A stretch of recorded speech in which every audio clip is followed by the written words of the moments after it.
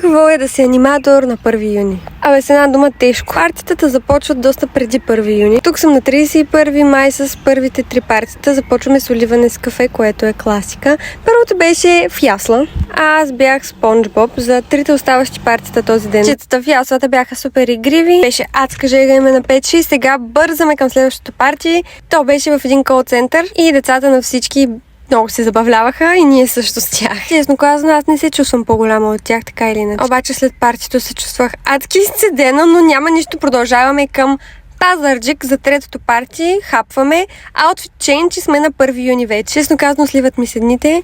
Тук сме с ето тези роклички цял ден, защото имаме завършвания, ден на детето. Тук завършваха 4-ти клас. Играха много ни се радваха. След това продължаваме към 1 май, където бяхме на центъра. Общо ето нямахме нито една почивка. Последното ни парти беше Вила Юстина. Ние стояхме 5 часа с децата. Половината не говориха дори български.